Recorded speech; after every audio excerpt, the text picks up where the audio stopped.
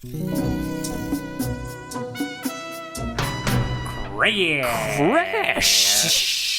into your ear holes is what we're doing. That's what we're doing today. Look at that, dude. I mixed it all together here at the Grand Line Tourist, a chapter by chapter examining or re-examining of the masterpiece by the one and only Ichiro Oda, One Piece, the manga. So here we are. I'm Eric Vu. I'm your tour guide, obviously, on this journey that we have given ourselves to go chapter by chapter through this gigantic Odyssey-length story.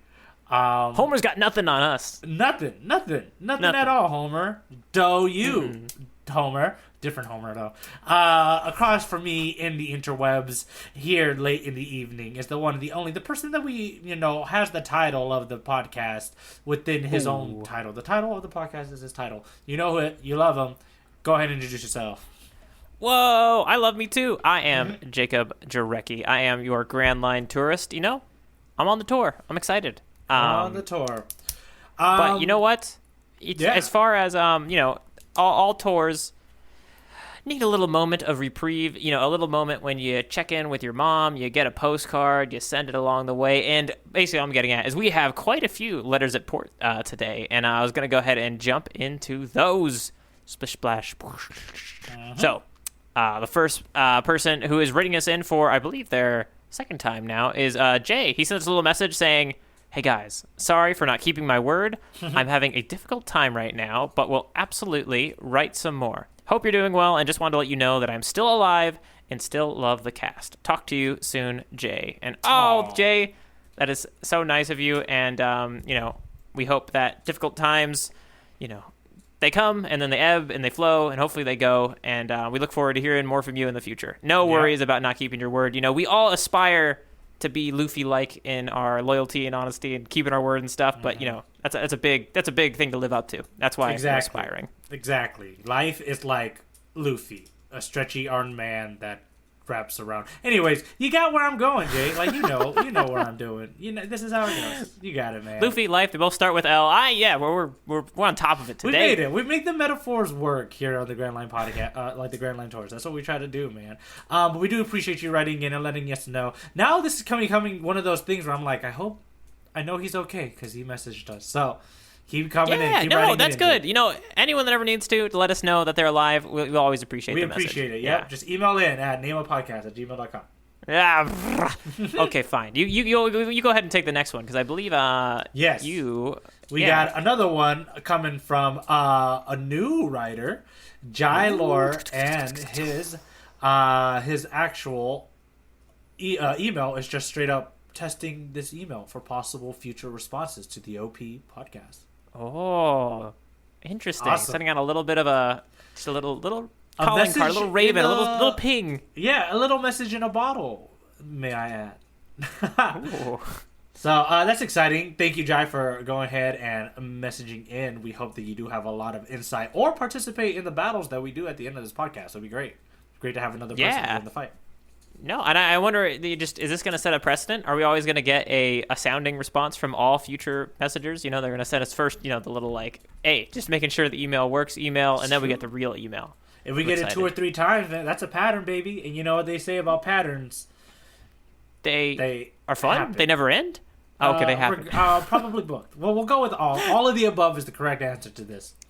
Well, you know what? There's another pattern that's been going on, and it's the pattern of 2 episodes a day, not released to the podcast, of the Spotify and Apple, of which I think most people are listening through. But we started to put our episodes up on YouTube. So I'm kind of going through the back catalog, getting 2 episodes up a day, that wonderful little pattern there. And we actually got a comment on one of them. And so I'm going to go ahead and read out Man-Made Tuna AO25's podcast. Podcast. His comment. I know these were recorded a bit ago, but this podcast is really good, and I hope you continue to pump out episodes, and I'll be along for the ride to see how far you guys go. Is that like a little bit of a challenge there to see how far you guys will go? We got well, buddy, I gotta warn you.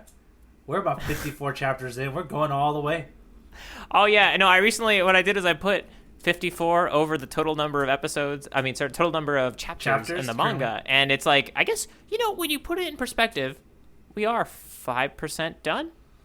That's fair. assuming that a majority of the story happens on the Grand Line and we're still in the East Blue. So I think it all it works out. It works out.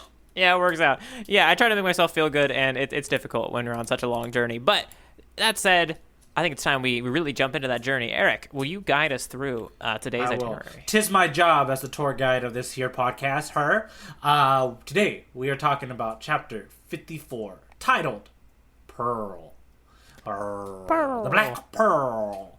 I added that one. That's actually Disney. Please don't sue us. If you're listening, Walt, if you're listening, we miss you. Hope you come back soon. Anyways, get out of the cryogenic freezing chamber. You want to say hi? Which I'm pretty sure he's in. Itinerary for this episode. The fish head crashes onto the deck. Patty and Carne are so not happy that Sanji almost killed them. They're very upset that happened. The Craig Pirates, they proved to be putting up a good fight.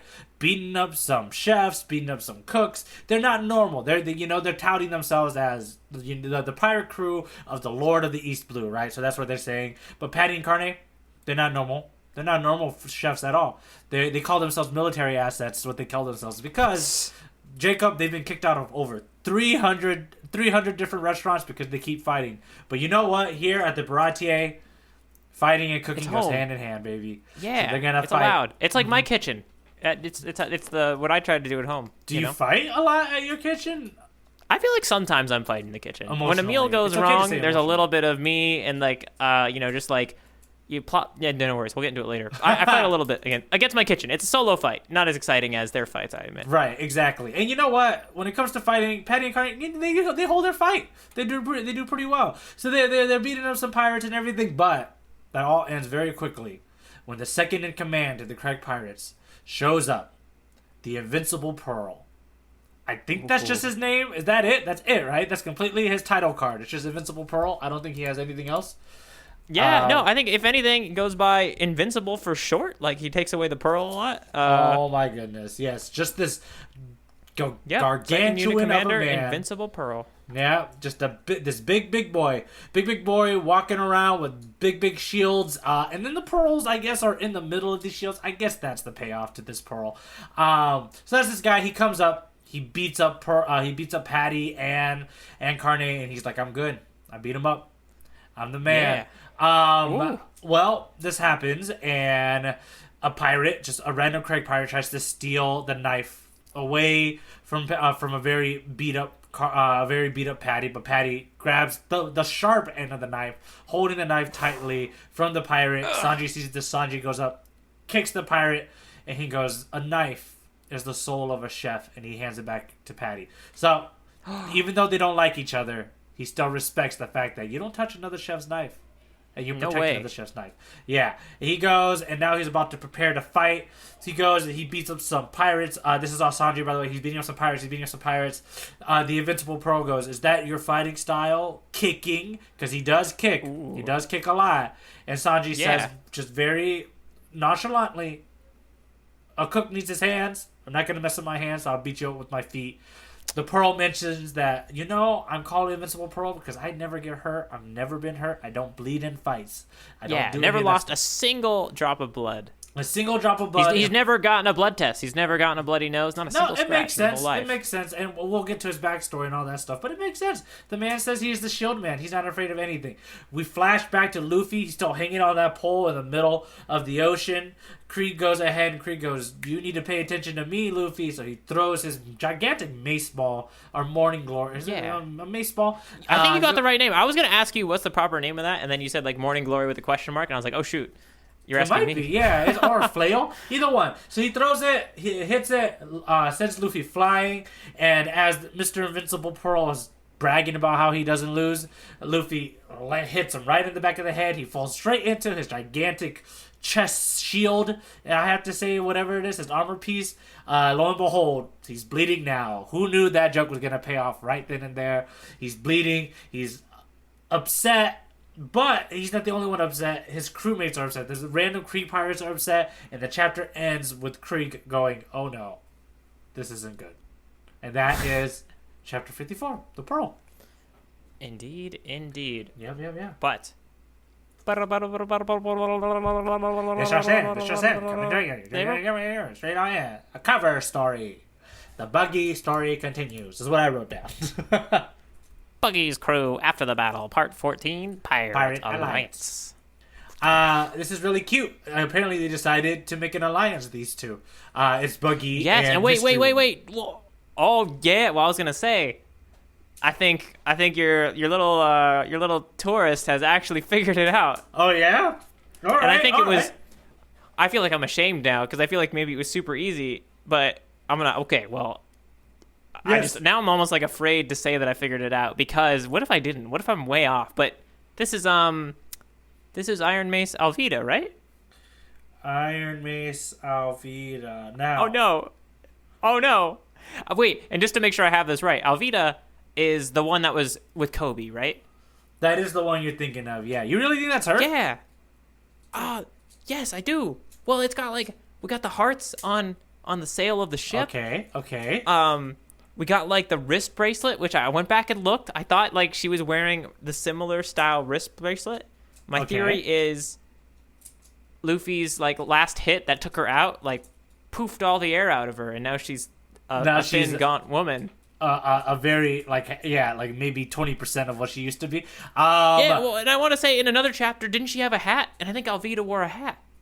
I think there was a cover art with the hat. But before I confirm anything, do you want to just lock it in? Are you ready to lock it in? Oh, yeah. No, this is locked. I don't think I'm going to get any better than this. I'm locking in Alvida. If it's not Alvida, it's like Alvida's twin sister or something. But I'm locking in Alvida. I'm going with the air in her body was knocked out by Luffy's wonderful, I don't know at the time, gum something. And this makes sense. Probably, you're right. That was pretty early. It's pretty early. But this makes a ton of sense, right? We got two defeated villains hanging out together to team up, different shapes than what they were before. Oh man, you're doing a good job of holding your own and not letting me know that I may or may not be right. But that's okay. That's it. That's my guess. Anything else you want to in this cover story call attention to?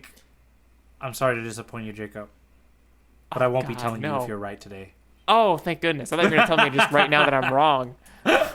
Wait, you just phrased that as I'm not going to tell you if you're right today, right? Or wrong. Oh, good. Okay. Okay. As long as you're giving me some hope here. Oh man. You gotta wait. I was so happy to tell everyone my mild discovery. Maybe it'll reveal itself later on in the different cover art story. It is her twin sister, isn't it? Yes. I love a lot of the details here. I love that his hands still floating and holding the grog while he's eating this fish. We got that really goofy, a better version of Luffy drawn, may I add. That drawing is so good of Luffy, but it's in the back there. It's so good. It is so good. But there's a very cute little thing. Can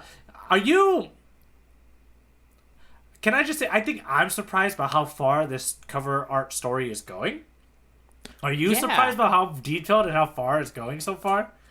Well, I guess the answer is not quite surprised. I guess at this point, as far as I'm concerned, this has been the only one we've ever had, right? Mm-hmm. The only one with multiple parts. I have no reason to believe that this doesn't go on for an extremely long time. That's fair. And I guess there's two ways to think about it. My mind is thinking, especially now that we have potentially Alvida, we have some extreme story going on here. It was always Buggy, which is cool, but I don't know, we have a potential villain tag team coming back to fight Luffy.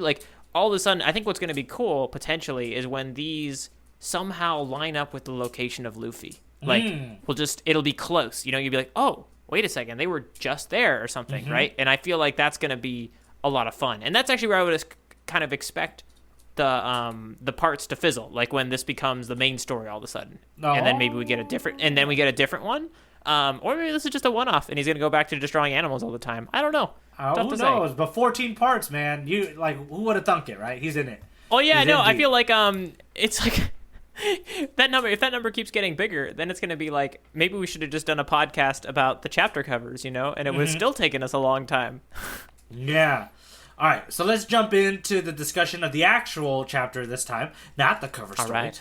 We got some things to deconstruct in this chapter. There's some fun little things. I think the one that I really want to hit on, because we've already talked about how restaurants are like workplace homes, you know what I mean, are kind of a theme for this one, and we just deconstructed. But I think the big one that I really want to talk about in this chapter is the line, "A knife is a chef's soul." Ooh, this concept, yeah, it's a good line. This concept of this thing, and I wrote down some examples, and then I started to realize, like, oh, it's kind of like for artists kind of do this, you know, creative people kind of do these things usually. Like they become really attached to certain things.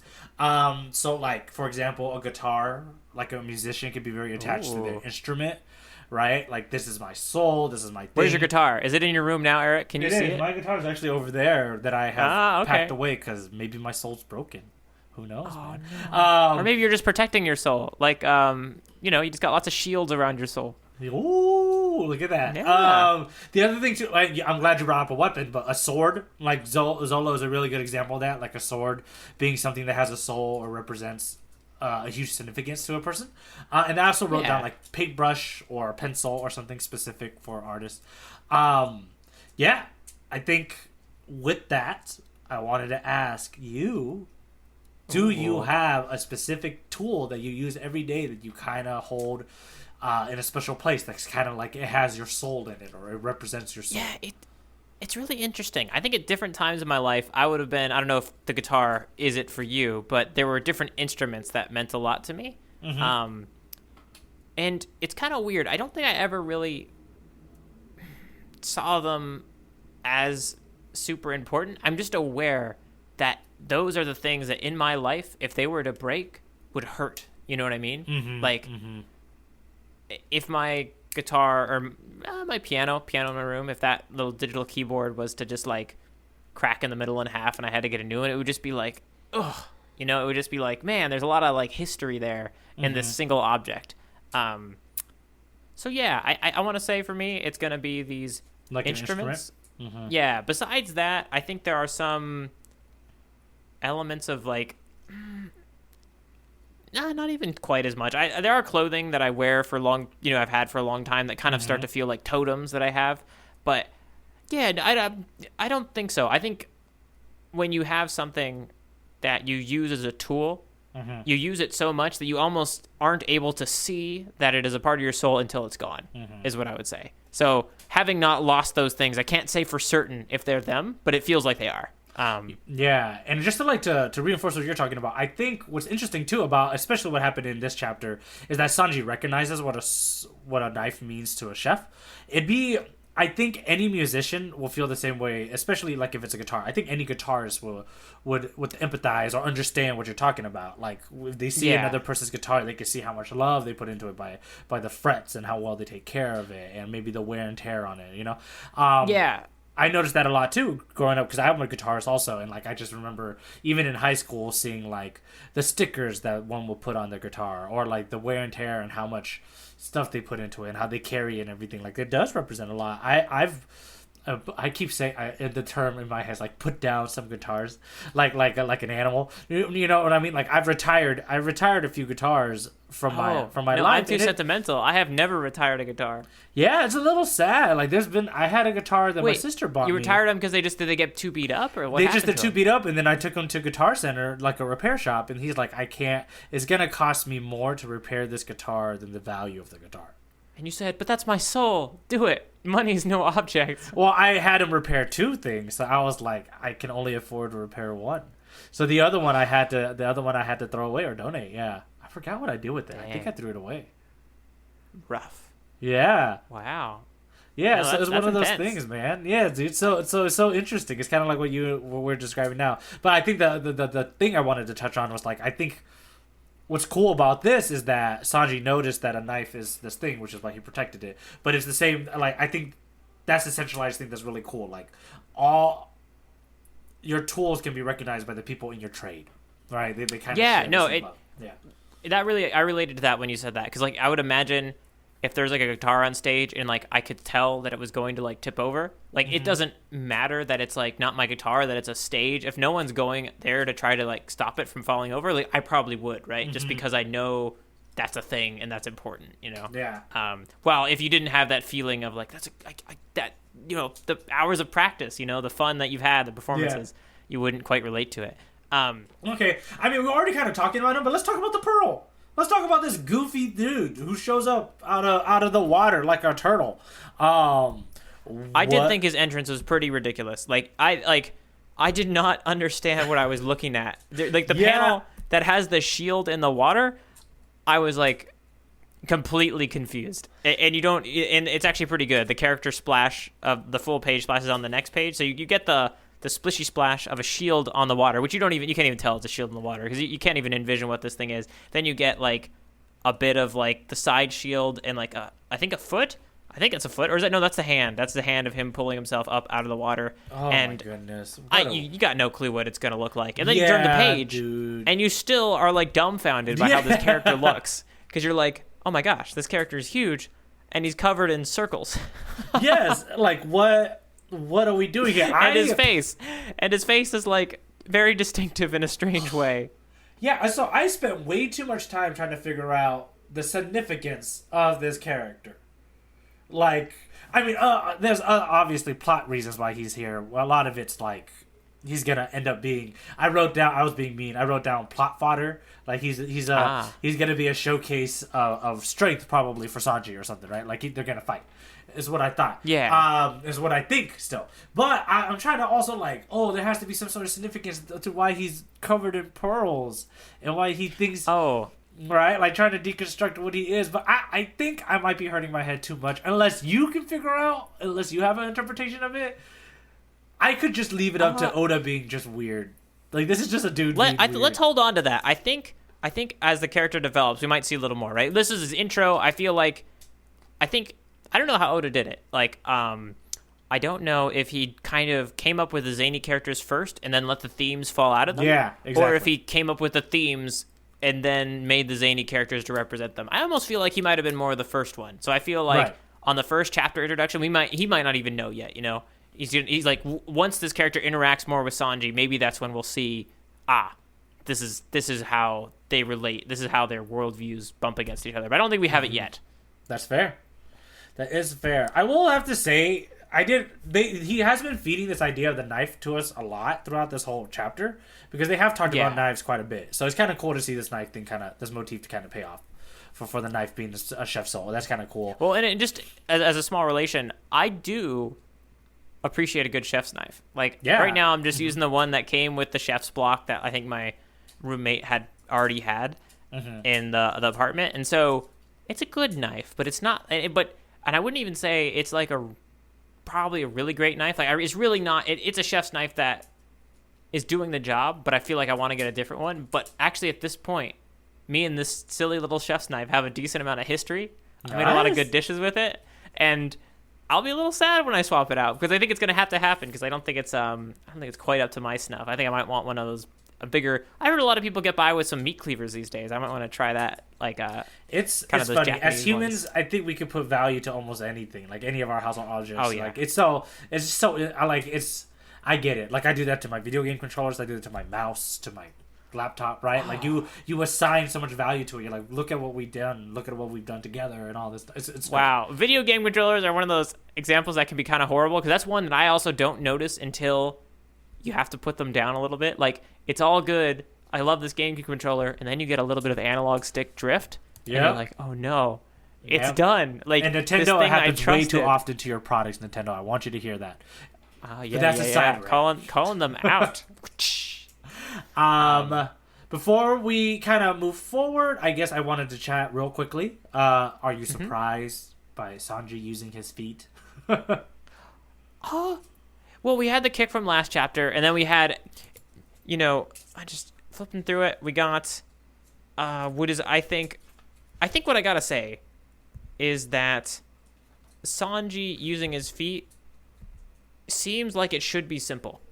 It seems like that is like the easiest form of action to draw, right? We got Luffy stretching all over the place. We got someone with like a sword in their mouth, right? Right. However, I think Sanji's action is the most compelling so far. Like, as far as, like, single-frame action moments, yeah, Luffy's got good ones, but I don't know. I think Sanji's kick just looks awesome. It's just the way he draws it, isn't it? Like with the force and like you can just tell the momentum is there and the kick. I think maybe what it is it's something I relate to more than Luffy's moves, and then Sanji is doing it in a way that's still stretchy, but still like it's doable. It looks like a human's doing something, right? Like even in this chapter, he does. He does a spin around move and then hits each one of the pirates in the face, and it is impressive in a way that I feel like reads really cleanly. Yeah, like one idea I've kind of come across a little bit in this chapter is that like the idea of like clean action versus action that's kind of hard to read. Sometimes you have like a panel where there's so much going on, like a bunch of pirates got knocked back. I think in this one when Patty and Karn go in for their attack, it's a very dirty action sequence. Like we have tons of pirates and just all over the place, and then I don't know, when you get Sanji getting a kick at one pirate, it's somehow clean. Dude, no, you're right. I think they also gave him one of those panels where the action in the background kind of disappears to white. That really helps out with it. So those are fun things to look at, and yeah, I just gotta say, I'm impressed with the feet. What do you have anything to say about the feet? The use of the feet and not the use of the hands? I just like his line. I like that we had a needless. I don't think it's needless actually. I have to take that back. I do enjoy his justification as to why he kicks, but also, yeah. It also got me thinking: is this a comparison to Zeph a little bit? Yes, like I was going to bring that up. Yeah, Zeph just uses. Just remind me if I'm not incorrect in this, but Zeph also just used his feet, right? But we didn't have a stated reason. I don't think he said I used my feet because I cooked with my hands, though. No, he just said he was a feet user, and then he lost a leg, and then that made it harder, right? Yeah, it's just but then we also do like red shoe Zeph, right?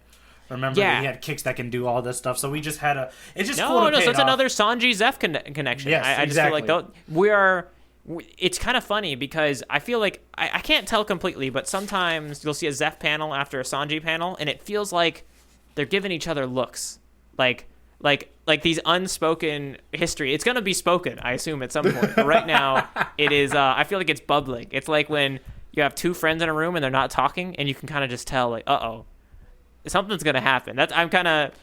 Whether you want to call it a tinfoil time, I think it's going to explode at some point. Into something big. Sure, my man. That's everything I kind of have that kind of relates to this chapter. Really? Oh yeah, no. Anything else this was a lot of clean action with some good lines. I feel like. Yeah. I agree. Well, I got some. Let's do some ha-has. I like some ha-has from this one. Yeah, I got one. I didn't write down too many this chapter. What do you got? I have hold it tightly while you die is what Sanji says to Patty as he hands back the knife. Oh, that's pretty good. Yeah, I just thought that was fun. It's just he won't drop that bit that they don't like each other, but he still respects his knife, which is great, which makes it really funny. I liked Sanji's response into when they say, "Are you trying to kill your own allies?" Yep. And he just says, "Yeah." He just says, "Yeah." Yes. Like Sanji, he's got this, delightfully chill, cool demeanor, that can, but when he says that's just, he's obviously joking to some extent, I believe, but he's also being serious while he does it, so I dug that a bunch. Yes. All right. That's all the ha-has I have to. You actually chose my other ones. No, I think it's good. I kind of like, getting the good ha-has out, and then, hey, if you feel like we're skipping a really good ha-ha, you can just feel free to reach out at grandlinetourist@gmail.com and say, hey, I want the ha-ha section expanded again because you're skipping all my favorite ha-has. Right. But, if otherwise, you have a joke and you like it, you email in at nameofpodcast@gmail.com and we will read it. Yeah. Let us know what object your soul has been infused to. I don't think we've actually ever called it out, but whenever we do a big, deep discovery question, it's open to all you tourists and tour guides out there and tour guides in training. Yeah. No. I don't think it's that one. I don't think we've called out specifically, but definitely, you don't feel like you have a panel, but you want to tell us about how this USB drive that you use to transfer your footage from your camera to your PC that's your soul, and that one day you stepped on it and, you never. It was fine because it was a really expensive one, so you're good. No. Yeah, that's fair. Don't let people step on your soul. That said, we are gonna get a little bit physical here, and we're going to take off.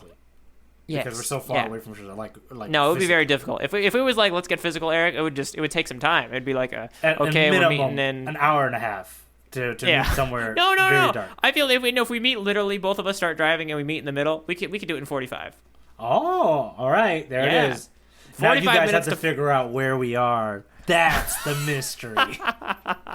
I feel like there actually has been enough clues from the podcast. It is quite figure-outable. That's true. All right. But I interrupted you in the middle of explaining our panel battle. Let's battle it out. Yeah, panel battle. It's where we take our favorite panels from the chapter, we put them head to head, and we, let them jostle each other a little bit. We let them, shield slam each other to get a bloody nose. We kind of let them, mix around, see what happens. Like we've been saying, we encourage you all to reach out and do the same. Reach out at grandlinetourist@gmail.com and do it before, do it after if you feel like you got too late, but you have a panel you love. We're not too particular. We love hearing from you guys. And without further ado, I could do the first punch. If that's good. Nice, go for it. Yeah, I was waffling there. I was like, Eric, take it. I don't want to punch. I want to punch second. That's my punch or kick. Ooh.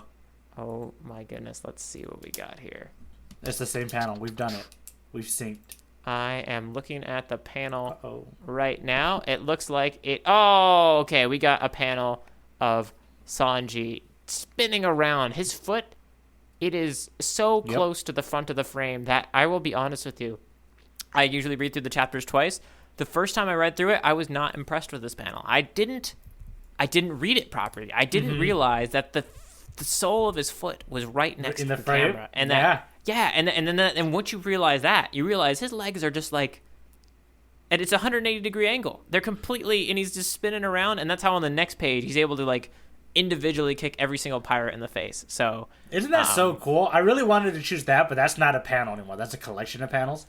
It's true. I feel like this is the panel that captures that moment because this is kind of it happening, right? Yep. The spin around leading to it. We got Kawams, we got Whams, we got pirates leaping at him, or are they falling away at this point? They're just falling at this point because I think he's knocking them all. I can't tell if he's like knocking them down and then like roundhouse kicking them while they're falling. I'm just gonna take that he's just windmilling them to death in this panel. No, it's really cool. This one is. It was especially just because I read it wrong and then I read it right. Like, I need to realize that if I'm ever not understanding a panel, it's my fault. It's so sad. I always want to say like, no, there's something weird about this one. Like, that this is just, and it speaks to how far Oda's willing to go to stretch a character, right? Yeah. And I can't believe I couldn't picture this right the first time, but then it fell together like an optical illusion, and now I can't unsee it, and it's just so cool. And in fact, Eric, it's so cool that all right. I picked it. I picked it as well. This is my panel too. We did it. Yes, I did. We did it again. This is a fantastic night. What a day. I had other ones, and then as I was reading through it a second time, I was like, nope, it's this one because I thought it was cool, but I couldn't understand why, and then the pieces fell into place. I have a story with it. We did that it. Panel is my soul. Wow, for the you did chapter. a good job of tricking me. I thought you chose something else. Wow. Oh yeah, no, I think a lot of times when you send the panel and it's the same, I'll immediately let it loose. But I was like, you know what? I got to talk about this one. I got a story. I want to dive in and then reveal it. Just like you're doing whatever exactly what you're doing with Alvida. I did that with you right here, but I revealed it at the end. So I can neither confirm or deny that mystery woman. I think this might be the first one of the arc. I don't think I can't quite recall if we've had any other up to this point. I don't know either. I'm gonna go ahead and just I started because I want to keep track. That feels like a fun little stat. Oh yeah, no, and anyone else that wants to stat track anything about the podcast, feel free.